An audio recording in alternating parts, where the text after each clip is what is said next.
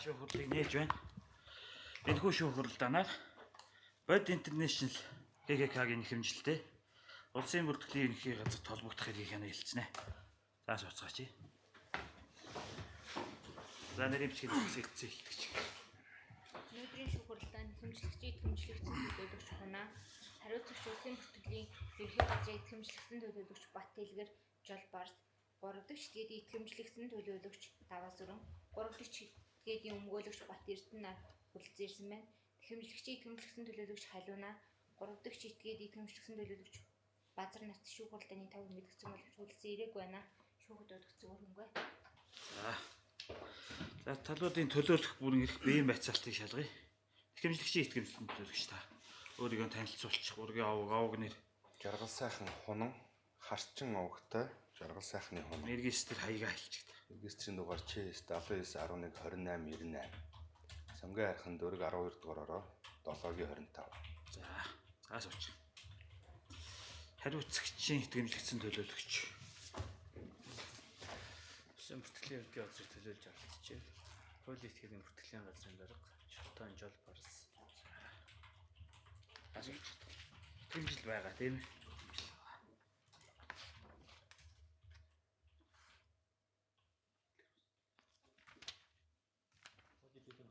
Улсын бүртгэгч За урдч тэгээд энэ итгэмжлэгдсэн төлөөлөгч.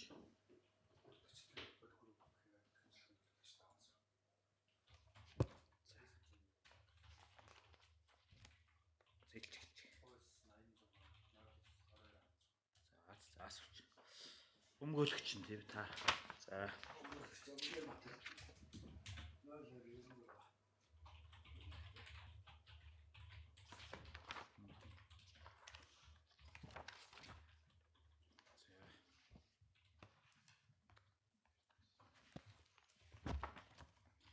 Нэхэмжлэг шалгаат яа.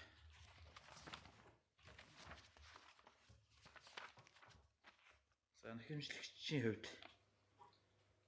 хунанд олгосон итгэмжил байна.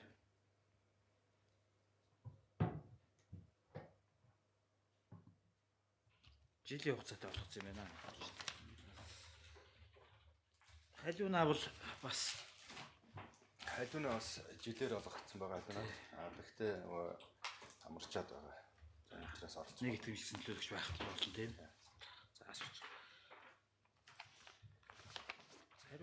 Хариуцагчийн итгэмжил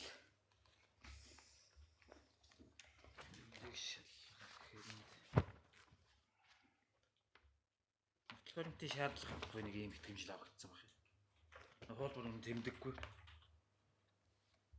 Нэс хойш байгаа юу? хууль өгсөн дээ.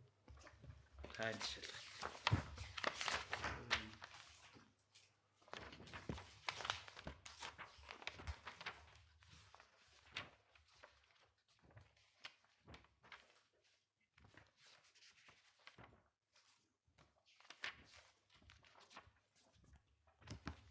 Нэмж томилогдсон таа чинь тийм ээ.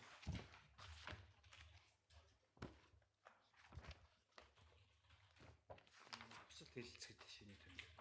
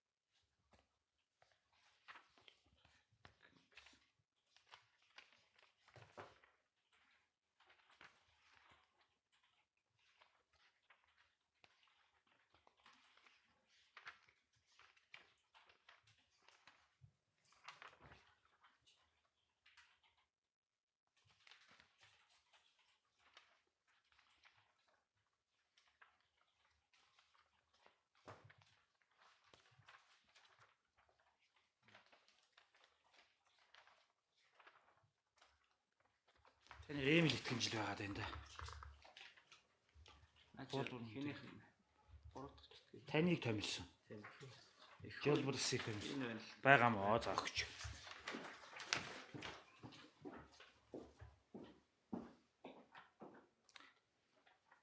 Та ч юм блэ? Өөрийг нь танилцууллаа сая. Хүслэлцгэд өгслөө шинэ сүүлд нөхсөл юм.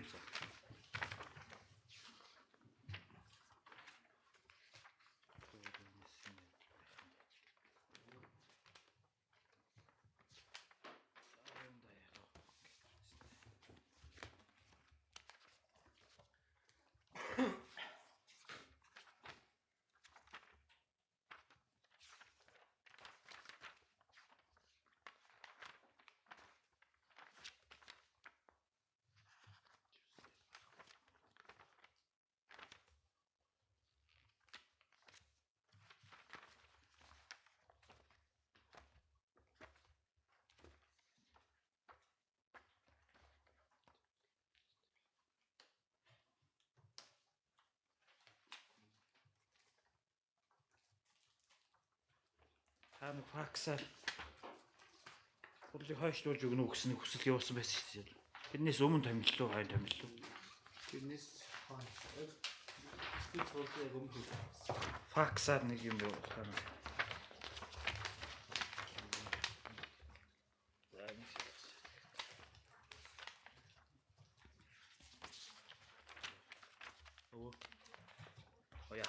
болчих.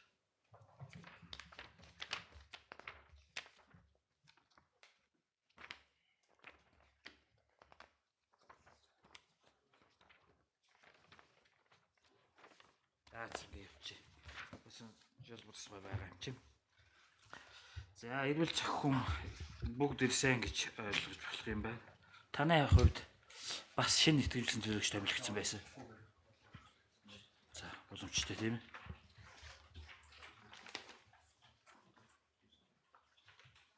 За, тэгвэл эцэстэй холбоотой санал хүсэл байхгүй юм байна шүү дээ, тийм ээ. Өнөөдрийн шүүх хуралдааныг шүүгч Батцэрэг би даргалж шүүх хуралдааны нарийн бичгийн дарга мөнх дэлгэр нарыг оролцуулан хэргийг хянаа хэлцэнэ. Шүүгч болон нарийн бичгийн даргаас хууль заасан үндслээ татгалзах хүсэлтэй хүн байна уу? Хэмжлэгч тал. Татгалзах хүсэлт байхгүй наа. Хариуцагчд байхгүй наа. Гуравдагч тэгээд танд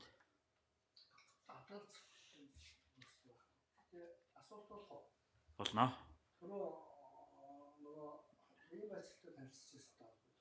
За. За. Нэхэмжлэгч ямар газар ямар хаалхын байгаараа итгэж олгосон. Тэрийг хэлээд үг гэж юу? За. Хэмжлэгчийн хэмжлэнд байгаа.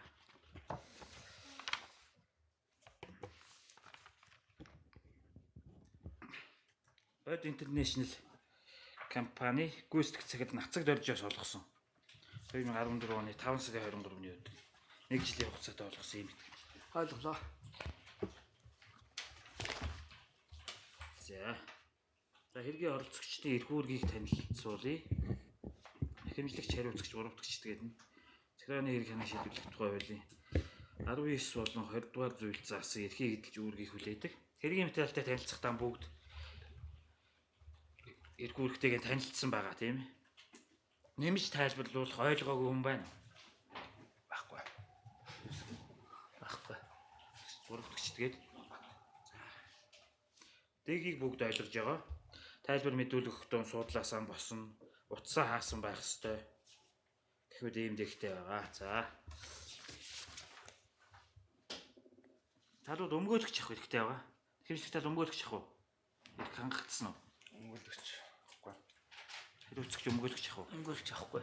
Гуравдагч тэгээд өмгөөлөгчтэй байгаа шүү дээ.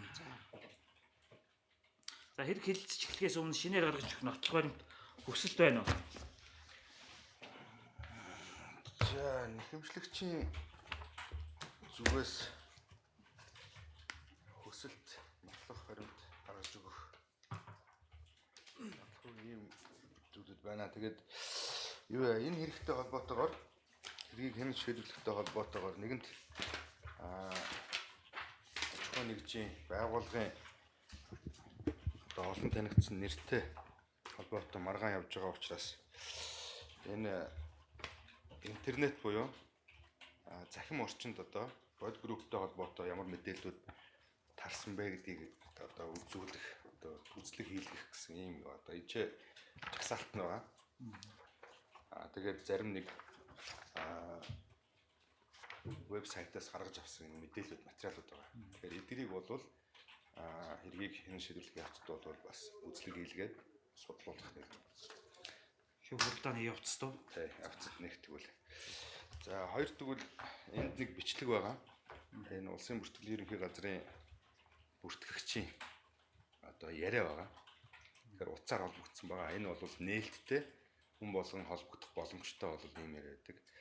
Энэ дээр бол хуулийн этгээдийг бүртгэхтэй холбоотой маргаан гарч байгаа учраас энэ бүртгэхэд юуны бүрдүүлдгийн хэд хоногийн дотор бүртгэдгийн энэ бүгдийг бол одоо улсын бүртгэлийн ерөнхий газрын бүртгэгч байцаагчаас одоо хийсэн байцаагчтай хийсэн ярилцлага байгаа. Энийг бол нотлох баримтаар гаргаж өгөх хүсэлтэй байна. За дээрэс нь захиргааны нэгэн шүүхэд нэхэмжлэгчийн зүгээс бол нэхэмжлийн шаардлага нэмэгдүүлэх тухай юуг бол гаргасан байдаг хүсэлтийг. За энийг бол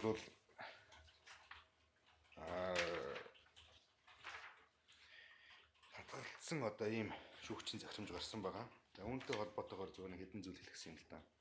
Тэгэхээр энэ хэрэг маань өөрөө хэд хэдэн байгууллагуудын оролцоотой үр дүнд бий болсон энэ актыг бол хилцэж байгаа. Тийм учраас ганц бүртгэлийн газраас гадна бүртгэлийн газрын тэр бүртгэх шийдвэр гарах үндэслэл болсон шудраг өрсөлдөөн хэрэглэгчийн төлөө газрын одоо улсын байцаагчийн дүгнэлт байна. Тэгэхээр энэ хэргийг хилцэхэд бол тэр байцаагчийг бол оролцуулах. Шудраг өрсөлдөөн хэрэглэгчийн төлөө газрын төлөөллийг энд оролцуулах нь бас зүйтэй баха.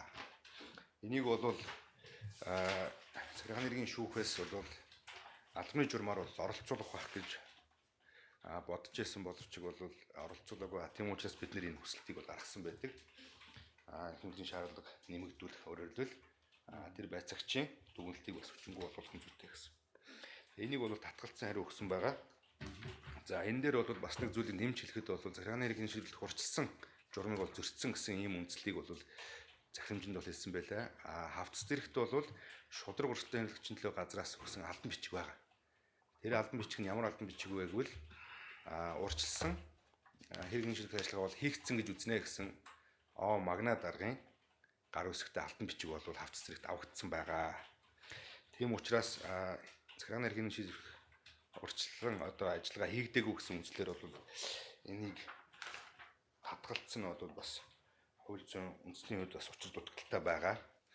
За үүнээс үл хамааран энэ байцаагчийн дүгнэлт ярьж байгаа. Дээрээс нь байцаагчаас бас тодруулах зүйл байгаа тул одоо шудраг өрсөлдөөн хэрэглэгчтэй газрын байцаагч очир хуйгийг бол бас энд гэрчээр оролцуулах хүсэлт бол байна.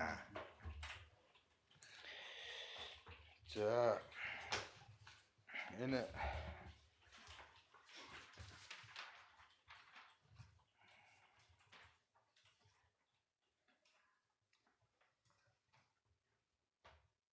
захирамжтай бас холбоотой энэ тэмдэгтийн хураамж төлөөгүй гэсэн бас нэг үндэслэл байгаа. Тэгэхээр тэмдэгтийн хураамж тусад нь бас ингэж төлнө гэсэн одоо хуулийн залт олдоогүй байгаа. Тийм учраас одоо нэхэмжлийн шаардлага нэмэгдүүлэх багасх тохиолдолд тэмдэгтийн хураамж төлнө гэсэн одоо ийм шаардлагыг бас мэдээллийг дурдсан байгаа. Тэгэхээр энийг бас хэр үндэслэлтэй юм болоо гэсэн ийм одоо байгаамаа. Тэгээд хүсэлт бол очир хуйг байцаагчийг бол гэрчээр оролцуулах. Тэгээд нэгэнт юуны байгууллагын дүгнэлтийн асуудал яригдж байгаа учраас тухайн байгууллагын төлөөлөл бас энд байх ёстой гэсэн. Тийм учраас тэдний төлөөллийг оролцуулах юм хүсэлтийг бол гаргаж байна. Үзлэг хийнэ гэсэн бас тийм интернетэд вебсайтанд үзлэг хийх юм биш. Бас энэ бичлэгийг тодруулаад асууч. Энэ хизээний хэдэн оны хэдэн сарын хэдний бичлэг вэ? Өнөөдрийн бичлэг өөрөлдөл 2014 оны 9 сарын 26-ны өдрийн бичлэг байгаа. Хоёр бичлэг байна. Чалбогдол байх уу? Ач холбогдол байгаа. Хууль журманд хуулийн этгээдийг бүрдгүүлэхийн тулд ямар бичиг баримт бүрдүүлэх үү, яах вэ бүх юм зохицуулагдсан байгаа шүү. Тэгэхээр ач холбогдол нь юу байна? Энийг бас бодсон. Ач холбогдол бол байгаа. Ягаад тэгэхээр хавц тэрэг давагдсан материалуудтай танилцж байхад бол хуулийн этгээдийн бүртгэх ажиллагаа бол их одоо шуурхаа буюу нэг өдрийн дотор хийгдсэн байдаг. Тийм учраас хуулиараач тэр иргэдэд үйлчилж байгаа тэр үйлчлэгээ нь өөрөө зөрж ийн үгүй гэдгийг бас харуулна л та. Ягаад тэгэхээр бид нэр энэ бүртгэгдсэн үйл ажиллагааг хууль бус хууль зүйн үндэслэхгүй учраас энэ маргааныг эхлүүлсэн. Тийм учраас энэ бол ач холбогдолтой гэж үзэж байгаа маа. Энэ бол нотлохоор юм биш. Тийм. Нотлохоор нь гаргаж л өгч байгаа.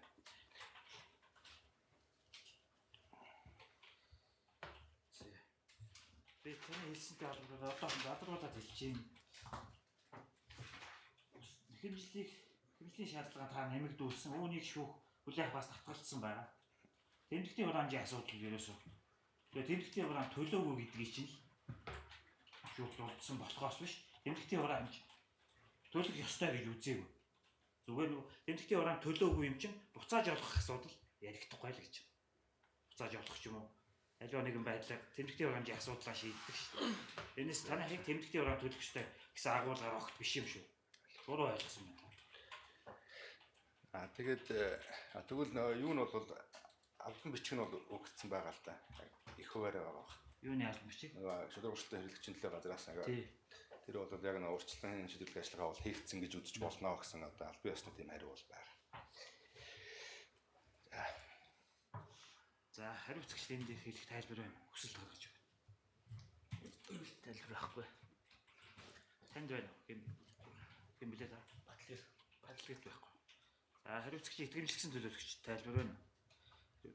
Итгэмжлэгчийн төлөөлөгчийн хүсэлттэй холбоотой.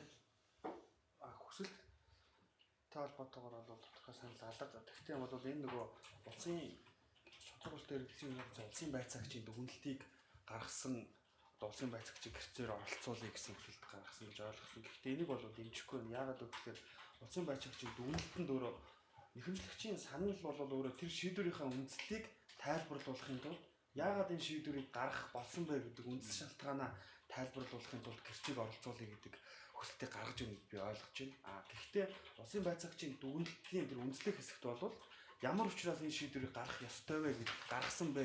Үндэслэл шаардлага нь юу байсан бэ гэдгийг улсын байцаагчийн дүгнэлтийнхаа нөгөө удирдахад үндэслэх хэсэг дээр тодорхой бичсэн байгаа учраас заавал тэр хүнийг бичлэн оролцуулах шаардлагагүй гэж үзэж байна. Хоёрдугаарт энэ нотлох баримтыг улсын байцаагчийн дүгнэлтийг нэхэмжлэгч талаас одоо үгүйсгэж байгаа бол тэрийн шүүх хуралдааны явцад хэлээд тэрийг одоо нотлох баримтаар шүүх үнэлээд ингээд явчихад бол болох байхаа гэж би ойлгож байна. Юу үнэлээ явчих. Тэр одоо тэр шударгуулалтын хэрэглэгчийн газрын дүгнэлтийг нөгөө нэг үнэлүүлэх гэдэг байгаа байхгүй юу? Яагаад гаргасан гэдгийг байцаагчаар нь өөрөөр нь шүүх хуралдаан дээр яриулъя гэдэг санал тийм агуулгаар гаргаад ингэж үзэж байна. Тэгэхээр тэр үндсэл чинь өөрөө актан дээр тодорхой бичигдсэн байгаа учраас заавал тэр хүнийг авчирч өөрөөр нь яриулах шаардлага байхгүй. Тэгээд тэр баримтыг бол шүүх хуралдааны явцад үнэлээд ингээд явчих болох байхаа гэж бодож байна. За хоёрдугаарт нь тэр нэхэмжлийн шаардлагыг хүлээж авахаас нэмэгдүүлсэн шаардлагыг хүлээж авахаас татгалзуулсан захирамжин дээр эрс зөвшөөрч тайлбар хийлээд ах шиг байна. Тэгэхээр энэ тохиолдолд бол тэр захирамжийг эрс зөвшөөрч тайлбарыг бол энд гаргахгүйгээр эрс зөвшөөрж байгаа бол гомдол гаргах тийм тусдаа журам байгаа гэдгийг хэлж. За тэгээд хүсэлтүүдийг бол дэмжихгүй байна гэж. За мөн тэр алтан бичиг бас ярьж байна. Алтан бичгийн хувьд бол юм байна. Энэ алтан бичиг нь урьдчилан шийдвэрлэх ажиллагаа хийгдсэн байхад гэж хэлж байгаа шиг байна. Тэгэхээр энэ бол юу байгаа вэ? Тэр улсын бүртгэлийг бод групп гэдэг бүртгэлийг бүртгэсэнтэй холбоотойгоор утсан шийдвэр ажиллагаа хийгдсэн гэдэг алтан бичиг байна.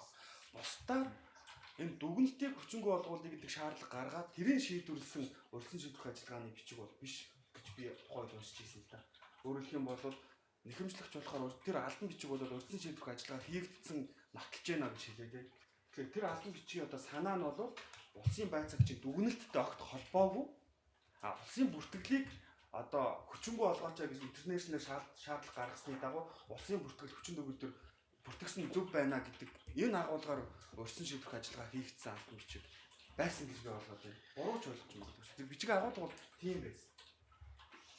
За өөр тайлбар. Хүсэлтийг бол Өмгөөлөгчд хэлэх зүйл байна уу? Нөлт юм алгаа. Энэ шудраг үйлчлэлтэй хэрэгжилжийн төлөө газрын албан бичиг байгаа гэдэг байгаа шүү дээ. Юуны тухай байгаа вэ? Энд байгаа л. Энэ тэр актыг хүлээж авмагцаа бол World International HKK-гийн зүгээс бол гомдол гаргасан байдаг. Тэгэхээр захиргааны хэрэг шүүгэл тэнцвэрт тухай хуулийн урьдчилан сэдвэрлэх журмын дагуу бол гаргасан байдаг. Тэрэн дээр бол энэ очир хуйг байцаагчийн дүгнэлт нь бол хууль зүйн үндэстэй хууль зөрчсөн одоо юу нотлохдохгүй байна. Тийм учраас юу яаж болно? Энэ шийдвэрийг урьдчилан сэдвэрлэх ажиллагаа хангасан журмыг бол хангасан гэж ойлгож болно гэсэн ийм одоо албан бичиг хариу өгсөн байдаг. Цэцгийн хэд байгаа вэ? Тэмдэглэсэн юм байна. Нэхэмжлэхтэй хамт өгсөн үү? Нэхэмжлэлтэйгээ хамт өгсөн үү? Хамт зэрэгт байх хэрэгтэй тийм.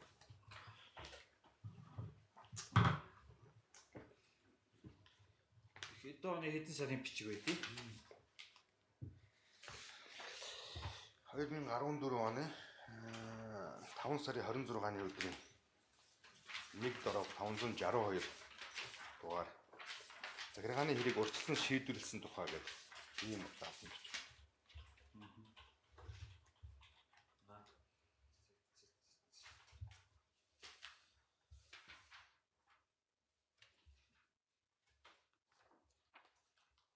Хэдэн сар их гинэ?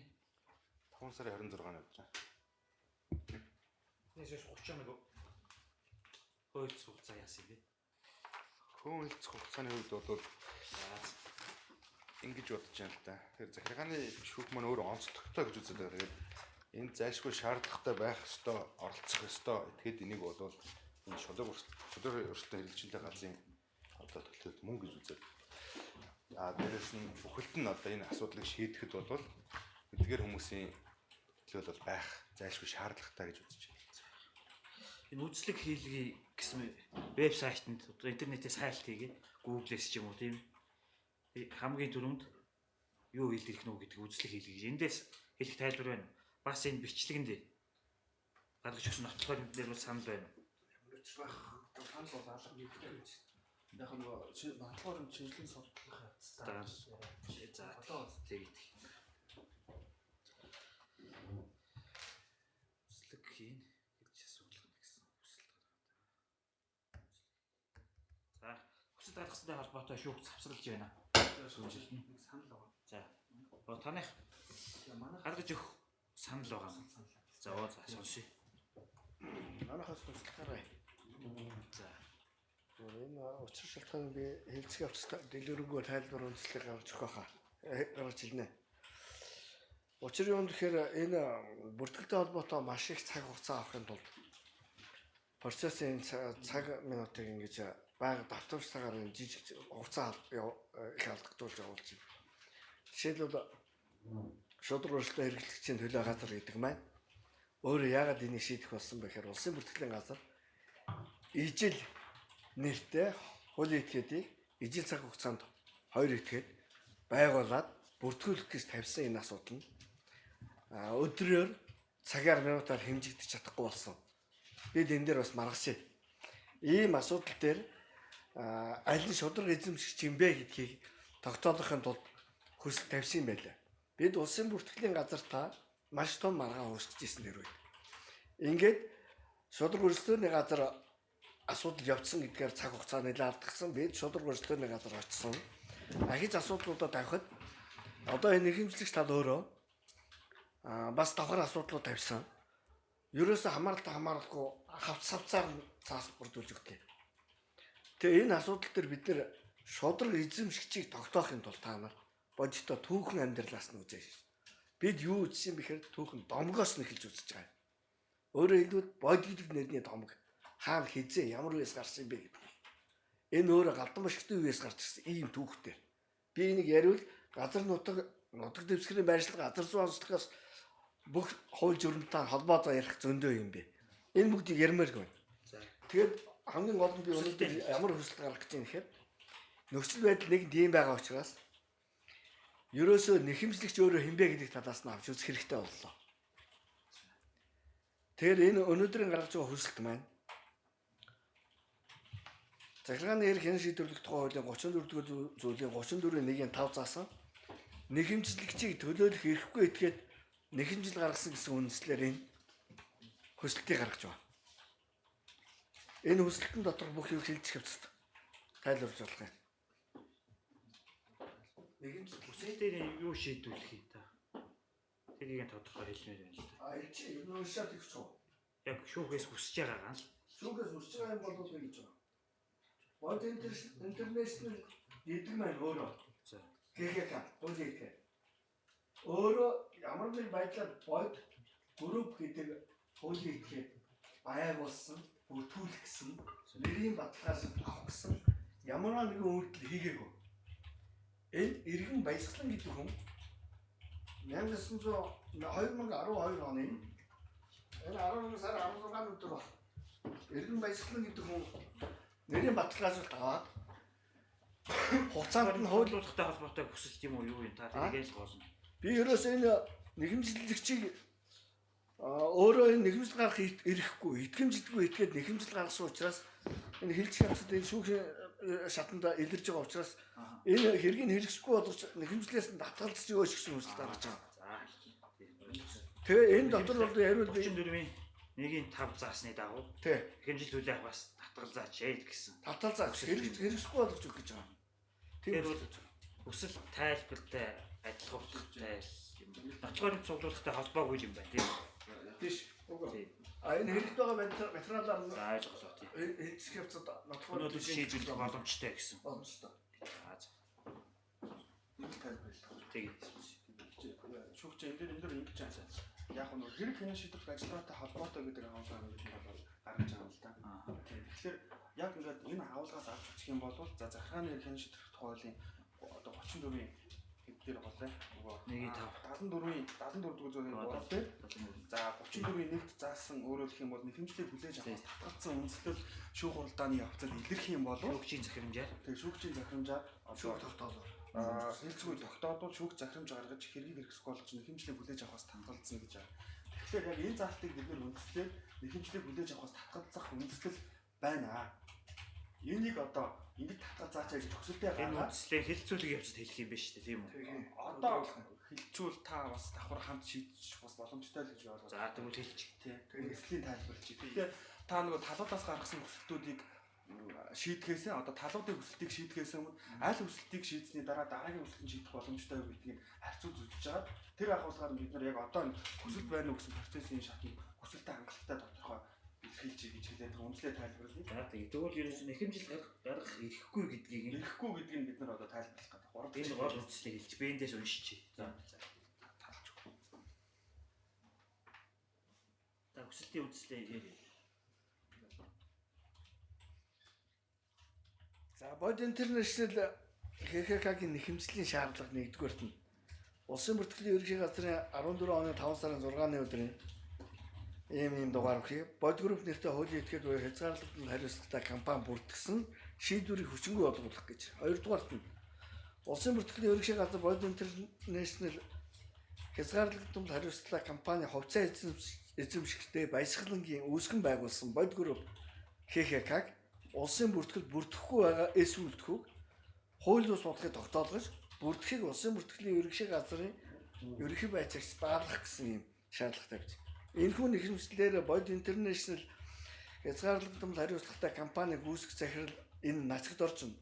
Нэхэмжлэлийн 1-р шаардлагаар иргэн болтгогийн байгуулсан бод групп ХХК-г бүртгэсэн шийдвэрийг хүчингүй болгуулахаар нэхэмжлэлийн 2-р шаардлагаараа тус компани хувьцаа эзэмшигч иргэн дэ баясгалангийн өмнөөс түүний байгуулсан гих бод групп ХХК-г улсын бүртгэл бүртгээгүй эсвэлтгүү хууль бус бодлогыг тогтоолгож бүртгэхийг улсын бүртгэлийн ерөнхий газар даалгахыг хүссэн байна. Нэхэмжлэлийн шаардлагыг шууд утгаар нь авч үзвэл бод интернэшнл ХХК хэмээх хуулийн этгээд нь иргэн дэ баясгалангийн өмнөөс нэхэмжил гаргасан. Бусдыг төлөөлөх хэрэггүй итгэмжлэгүй хуулийн этгээд иргэнийг төлөөлөн. Өөрөөр хэлбэл захиргааны хэрэг хэн шийдвэрлэх тухай хуулийн 34-р зүйлийн 34-ийн 1-ийн 5 заасан нэхэмжлэгчийг төлөөлөх хэрэггүй этгээд нэхэмжил гаргасан гэж үзэх үндэслэл дараах байдлаар тогтоогдож байна гэж үзэж байна. За захиргааны хэрэг хэн шийдвэрлэх тухай хуулийн 1-р зүйлийн 1-ийг зааснаар эргэн хуулийн этгээдээс за зөрчигдсөн эрхээ хамгаалуулахаар гаргасан нэхэмжлийн дагуу захиргааны хэргийг захиргааны шүүх шин шийдвэрлэлтэй холбогдсон харилцааг зохицуулахад оршино гэж уг хуулийн зорилгыг тодорхойлсон байна. За энэ хэрэгт авагдсан Bod Group ХХК-г үүсгэн байгуулах бүртгүүлэх тухай баримт бичгийг нэг талаас Bod ХХК-г үүсгэн байгуулагч Bod ХХК-г үүсгэн байгуулагч ил болт хоёр. Нөгөө талаас иргэндээ баясгалан нар тус төсөөлдөж 2014 оны 1-р сарын 21-ний өдөр Улсын бүртгэлийн ерөнхий газрын хуулийн этгээдийн бүртгэлийн газар зэрэг хандсанаас үүдэлтэйгээр хуулийн этгээдийн нэрийн баталгаажуулалтын маргаан үүссэн байна. Харин Bod International ХХК хэмээх хуулийн этгээдээс Bod Group ХХК-г үүсгэн байгуулаагүй атлаа иргэн баясгалангийн нэрийн өмнөөс бүртгэлийн байгууллагад болон шүүхэд итгэмжлэлгүйгээр хандаж байсан. Энэ тохиолдолд иргэн баясгалангийн эрх ашиг хөндөгдөхөөс Bod International ХХК нэртэй хуулийн этгээдийн эрх ашиг сонирхол хөндөгдөхгүй. Bod International ХХК хэмээх хуулийн этгээд өөртөө ийм эрх үүрэг хариуцлага хүлээх учиргүй гэж үзэж байна.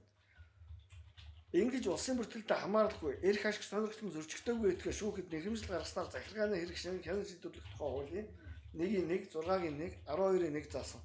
Эргэн хуулийн этгээдээс захиргааны актыг хууль ёсыг үзэж зөрчигдсөн эрхээ хамгаалуулахаар гомдол нэхэмжил гаргана гэсэн заал. Компани тухай хуулийн 9-р зүйл заасан. Компани нь хувьцаа эзэмшигчийн хүлээх үүргийг хувьцаа эзэмшигч нь компани хүлээх үүргийг хариуцахгүй гэсэн заалтыг тус зөрчсөн байна. Нөгөө талаар Bod International ХХК Bod Group ХХК-г үүсгэн байгуулаагүй болохоор түүний эрх хууль ёсны ашиг сонирхол зөрчигдсөн гэж үзэх боломжгүй. Хэрэг давагдсан баримтаас үзэхэд иргэндээ баясгалангаас Bod International ХХК-д олгосон аль биесний итгэмжил байхгүй. Харин Bod International ХХК-аас хуулийн этгээдийнхаа өөрийн компанийнхаа хуваар өөрийгөө төлөөлүүлэхээр бусдад олгосон итгэмжил хавсрагдсан байна. Ийм байдлаар хуулийн этгээд бүртгүүлэх асуудал Bod International ХХК албан ёсоор олгогдсон итгэмжлэгүүгээр хөндлөнгөөс удаадаар оролцож ирэхдээ байнга хуулийн энэ заалт зарчимыг зөрчиж ирсэн төдийгүй шүүхэд төлөөлөх хэрэггүй этгээдийн хуваар нэхэмжил гаргасан байгааг анхаарна уу гэж тодорхойлж хэлмээр байна. За энэ үндслээр бид шүүхэд итгэмжлэгүүгээр иргэн баясгалангийн өмнөөс нэхэмжил гаргасантай холбогдуулан захиргааны хэрэг хэн шийдвэрлэх тухай хуулийн 74-р зүйлийн 74-ийн 3 заасан.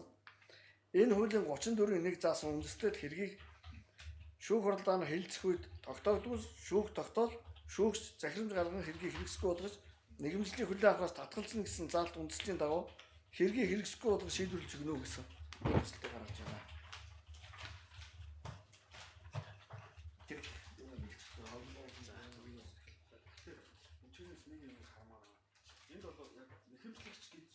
Хэн бэ гэдэг асуудал яригдаад байна. Иргэн хуулийн этгээд гэдэг бол хоёр тусдаа эрх зүйн харилцаанд оролцдог гэсэн үг байна. За хэргийн материалаас үзэх юм бол Bod Group ХХК-г хэн байгуулсан бэ гэдэг асуудал ярьж ирж байгаа.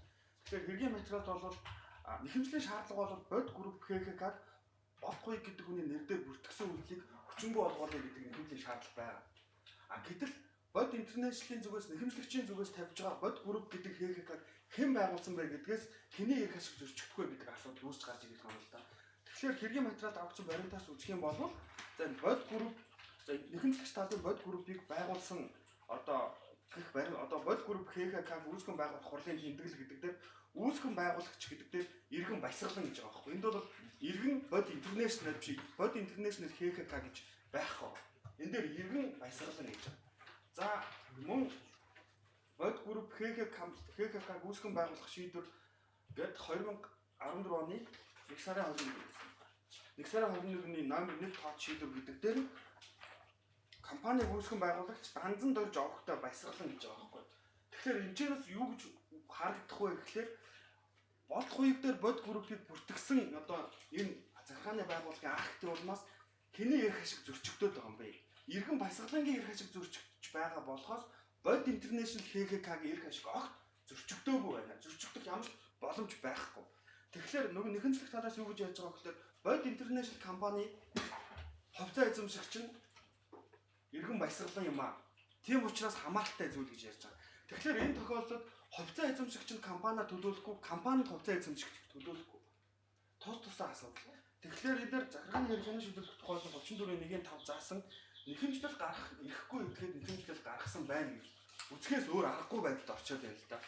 За хэрвээ гэж ярих юм бол энэ тохиолдолд иргэн баясгалан нэхэмжлэл гаргах хэрэгтэй байхгүй. Энэ тохиолдолд бод интернэшнл гаргацсан. Яг бод интернэшнл гаргасан гэдгээр нь хэрэг үүсээд ингэ явж байгаа. Яг маргааны хоёр талд хэн байна вэ гэхээр бот хувь гэдэг нэг иргэн баясгалан гэдэг хоёр иргэн хоёулаа бод групп гэдэг нэртэй хууль эдгээд байгуулгаад улсын бүртгэлд хандсан. Энд бол интернэшнл огт хандаагүй. Тэгээ энэ нөхцөл байдлаас үзэх юм бол интернэшнл гэдэг хуулийн этгээдийн эрх хуулиас нь ашигласан тохиолдолд энэ маргааны хувьд бол зөрчигдөхгүй. Харин иргэн баясгалангийн эрх ашиг зөрчигдөх боломжтой. Зөрчигдсөн байх боломжтой. Өөрөөр хэлбэл иргэн баясгалан нэхэмжлэл гаргаж иж жинхэнэ нэхэмжлэл гарах эрхтэй үн гаргасан маргаан үүсэх эрхтэй болж байгаа байхгүй. Энэ тохиолдолд зөрчигдсөн ч юм уу тэр их. Бод интернэшнл бол зөрчигдөх асуудал бол байхгүй гэж үзэж байна. За нөгөө төгөөр бас захиргааны хэрэглээний шийдвэрлэх тухай 26-д төлөөлөлтөй холбоотой залтууд байна. Тэгэхээр энэ тохиолдолд магадгүй нэхэмжлэгчээс бод интернэшнлийг хувьцаа эзэмшигч нь төлөөлнө гэдэг ойлголт ярьж байгаа. Тэгэхээр би энэ дээр яг төлөөлөлтөй холбоотой асуудал үүсэж байгаа учраас тайлбарыг нэг үсэг үзье гэж бодож байна. За процессын хуулинд болохоор иргэн иргэнийг төлөөлнө, иргэн хуулийн этгээдийг төлөөлнө гэдэг хоёр хол ойлголт байна. Харин энэ тохиолдолд бол нэг харах юм бол одоо иргэнийг компани төлөөлөөд өмнөөс нь нэхэмжлэл гаргаад байгаа юм шиг ойлгож яваад байгаа байхгүй.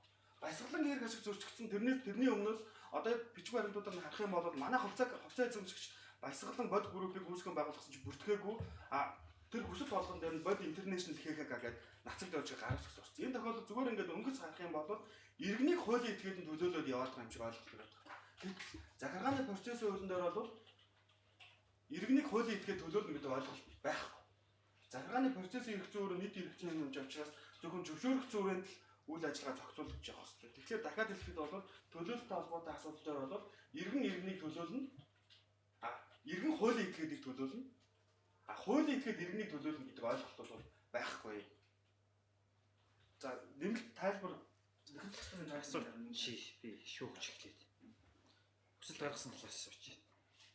Компани хуулинд гүйцэтгэх захирал итгэмжлэгүйгээр төлөөлнө. Энэ талаар хэлэхжүүлээ. Нацагт авч гэдэг хүн гүйцэтгэх захирал мөн итгэмжлэггүй төлөөлөх хэрэгтэй. Үүнийхээ дагуу баясгалан төлөөлөөд энэ хүмүүст итгэмжил олгоод яваад байгаа юм биш үү? Энэ дээр хэлэх. Компани хууль болон иргэний хуулийн аль нь зохицуулсан байна. Хуулийн этгээдийн гүйцэтгэх удирдлага бол тухайн хуулийн этгээдээ итгэмжлэгүйгээр төлөөлнө гэж. За энэ тохиолдолд сонирхлын зөрчил бөгөөд энэ итгэмжлэгүйгээр төлөөлөх асуудал нь өөрөөр яригдана гэж үзэж байна. Яагаад өөрөөр яригдах вэ гэхээр нацагт орж идэг бод интернэшнл гэдэг компани үүсгэх захирал. Энэ захирлын асуудал юун дээр хөндөж гарч ирсэн гэхээр бод интернэшнл гэж компаниг анх үүсгэн байгуулагч нь 3 этгээд 3 иргэн. Хоёр иргэн нэг нь хуулийн этгээдийг төлөөлж оролцсон. Өөрөөр хэлэх юм бол бод ХХК-г төлөөлж ил болд гэж орж ирсэн. Иргэн дэ баясгалан иргэн дэ зоригт гэж ийм 3 хүний төлөөлөлтөөр бод интернэшнл гэж компани бий болсон. 96 оны сарын одоо яг хэлж байгаа байна. За ингээд 2010 3 оны 11 сарын 12-ны өдөр хувьцаа эзэмшигчид салан тусгаарлагдсан.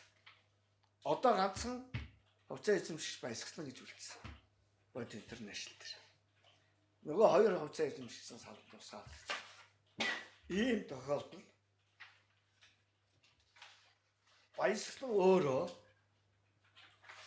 бод групп ХХК гэдгийг байгуулах гэж давхардаж зэрэгцэж явсан асуудал байгаа болохоос ш.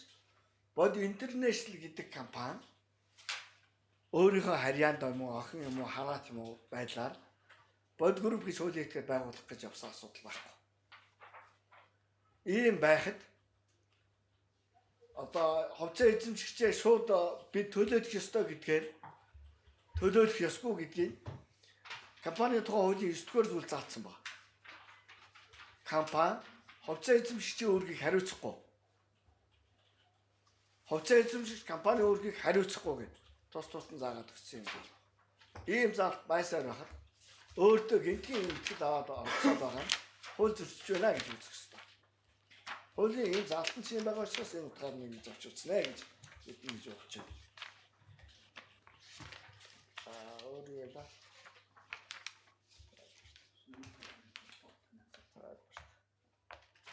За одоо хэрэглэгчийн тайлбар гэсэн энэ хүсэлттэй нар Баярлалаа төгөөд одоо хэд нэг талаас юу яагаад мэдээлэлгээр юу яагаад. Тэгэхээр энэ 3 дахь этгээдийн хийсэн тайлбартаа бол маш ихээр одоо санал нийлж байна. Үнэхээр одоо хувьцаа эзэмшигч хуулийн ихээр тусдаа асуудал компанид. За Bod International ХХК энэ нэхэмжлийг гаргах болсон шалтгаан нь юу юм бэ гэхээр аж ахуй нэгж хуулийн этгээдийн хувьд гаргасан. Бидний гаргасан нэхэмжлэлээр бол юу гэсэн байгаа вэ гэвэл Bod International ХХК өөрийн охин хараат компаниудыг оруулсан Bod Group нэрээр үйл ажиллагаа явуулж олон танигдсан нэр. За дээрэс нь Bod International ХХК бол өөрийн компаниудын нэгдлийг компани дүрмдээ тусгасан байдаг. Энийг бол улсын бүртгэлийн газар бүртгүүлсэн компанийхаа дүрмдээ бол тодорхой тусгацсан. Улсын бүртгэлийн ерөнхий газраас бол бүртгээд авсан юм асуудал. За дээрэс нь Bod Group гэдэг барааны тэмдгийн улсын гэрчлэгийг бол эзэмшдэг болно. Ийм одоо хуулийн этгээд. Гэтэл түрүүн хэллээ хувьцаа эзэмшигч байжгаад компаниас гарцсан. Энэ Bod International ХХК-д өөр хувьцаа эзэмшдэггүй ийм өөр хөндлөнгийн этгээд Bod International ХХК-гийн олон танигдсан Bod Group гэсэн одоо компанийг байгуулж байгаа нь өөрөө бусдыг төөрөгдүүлж байна. Олон танигдсан нэр энэ ашиг сонирхол энийг бол зөрчиж байгаа учраас энэ Bod International ХХК-гийн ашиг сонирхол зөрчигдөж байгаа. Тийм учраас энэ Bod Group гэдэг ХХК-г бүртгэсэн улсын бүртгэлийн газрын энэ бүртгэсэн актыг хүчингүй болгох ийм одоо нэхэмжлийн шаардлага байна.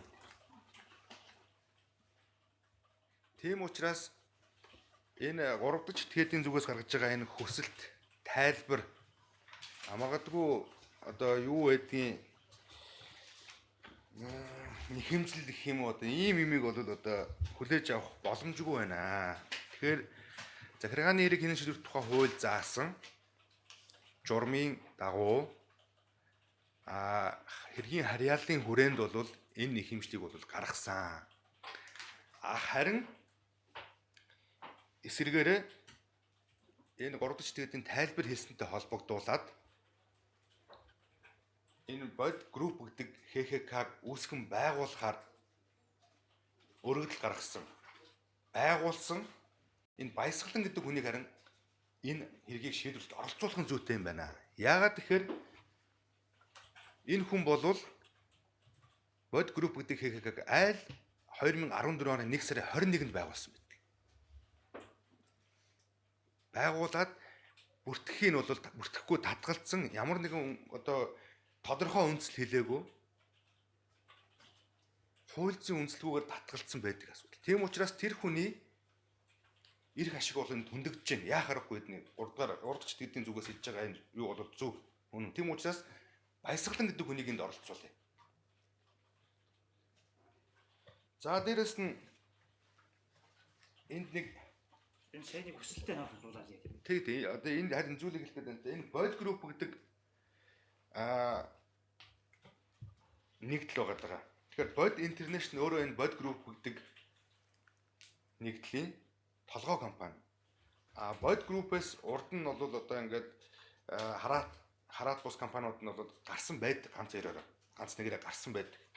Одоо бол энэ Bod Group-ийн хараат болон охин компаниуд бол үйл ажиллагаа явуулдаг. Жагсаалт нь бол байдаг. Тийм учраас энэ групп бол одоо завдраагүй явж байгаа үйл ажиллагаа явуулж байгаа ийм асуудал. За түрүүн дахиад би зүгээр энэ дээр бол давтгуугаар хэлээ. Барааны тэмдэгтийн гэрчлэг бол эзэмшдэг. Тийм учраас энэ Bod International HHK гэдэг компаниас наад заханд зөвшөөрөл авч иж энэ Bod Group гэдэг өөрөөр хэлбэл Bod International HHK-гийн олон танигдсан нэрээр компани үүсгэн байгуулах боломжтой. Дээрээс нь түрүүн барааны тэмдэгтийн гэрчлэгийг бол эзэмшдэг учраас.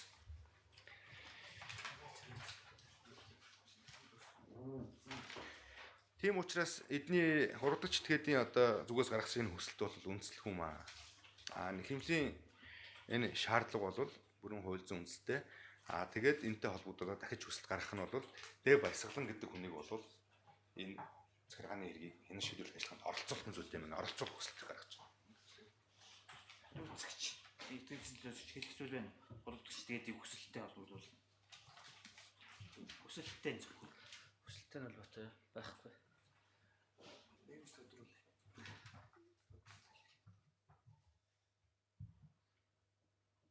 Хэмжил гаргах хэрэггүй этгээд хэмжил гаргасан гэдэг асуудал бол өөрөө шүүх хуралдааны хэлэлцүүлгийн явц шийдвэрлэх боломжтой. Хүсэлт гэхээсээ илүү тайлбарын шинжтэй зүйл байгаад байна л да. Юус учраас би бас нэг жоохон тайлбар өгмөр. Хүсэлтийн үндэслийг л тайлбарлаж байгаа юм. За энэ бол хүсэлтийн үндэслэл. Товчоо. Нэгэнсдэгч өөрөө бас бид нар гаргаж байгаа тэр хүсэлттэй холбогдуулаад ярьж шít. Тэг аргагүй ярихаас аргагүй болоод шít. Энэ дээр би юу хэлэх юм аа гэхээр ерөөсөө энэ түүхээс эхлээд ярих хэрэгтэй асуудал байна. 1991 онд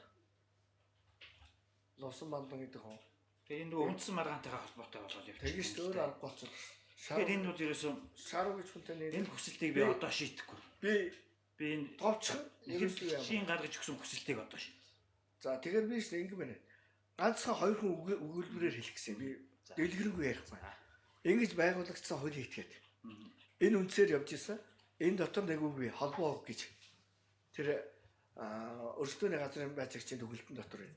За дараагийн асуудал нь компани нэгдэл гэж ярьж байгаа. Нэгдэл байсан хүн. Нэгдэл байгуулахдаа эдгээр хуулийн этгээд байгуулаагүй. Энэ хуулийн этгээд байгуулахгүйгээр хэсэг этгээд сонирхлынхаа дагуу байгуулагдсан иргэний хуулиар зохицуулдаг харилцаа байсан. Иргэний хууль заасан харилцаа нь өөрөө хэрвээ энэ нэгдлээс гарсан тохиолдолд хэн нэгэн гишүүн аль нэгэн гишүүнд гарсан тохиолдолд өөрөө дуусвар болно гэж заасан бүр заалтаа. Энэ дуусвар болцсон. За дараагийн асуудал нь 14 оны 1 сарын 21-нд Баясгалан ийм хуулийн этгээд байгуулалт тавьсан байхад болцоо 14 оны 1 сарын 20-нд тавьсан байдаг шүү. Бас нэг хоногийн зөрүүтэй. Энэ бүгдээс авч үзэх ёстой юм байна. Нэгмжигч өөрөө хүлээж зөвшөөрч шүү. Ер нь энэ Баясгалан өөрөө оролцох ёстой. Bod International бол нэгэнт хуулийн этгээд байгуулаагүй. Bod International-ийн асуудал биш. Хэсэг хүмүүсд хамтраад байгуулж исэн хуулийн этгээдийн хэлбэрээр биш байгуулагдаж явсан тэр иргэний хуулиар зохицуулдаг хамтын ажиллагааны гэрээний үр дүн дээр хийгддэг. Энэ үйл ажиллагаа нь өөрөө дуусаар болцсон ийм юмтай холбогдуулаад нэгэнжил гаргаж ийн гэдгийг бид хүлээж авах үндэслэл байхгүй. Өөрөө дуусаар болцсон. Хуулийн үйлчлэх хугацаа хүчин төгөлдөр бос болцсон. Ийм л үйл явцсан байна. Харин иргэн Баясгалан ороод ирэх юм бол асуудал өөр. Тэр талаас нь би тайлбарлаж байна.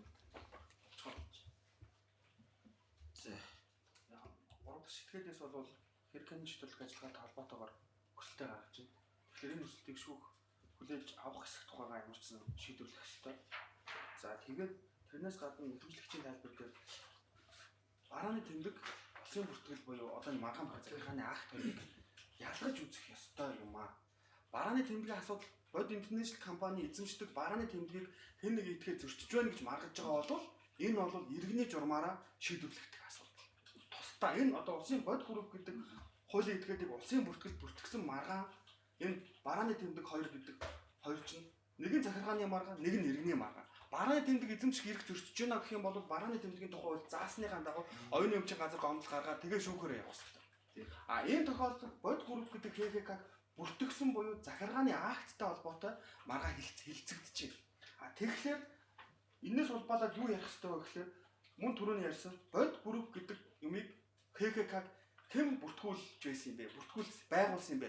Энд дээр бод интернэшнл гэж байхгүй, баясгалан гэж. Тэгэхээр энэ тохиолдолд баясгалан гэж ярих ашиг зөрчигдөнө үхээс интернэшнл ярих ашиг зөрчигдөхгүй. Улсын бүртгэлтэй холбоотой. Барааны тэмдэгтэй холбоотой зөрчигдсөн гэж байгаа бол иргэний журмаараа нэхэмжил гаргаа явуулна шүү. За хүсэл гаргасантай холбоотой шүүх завсарлаж байна. Зөвлөлт нь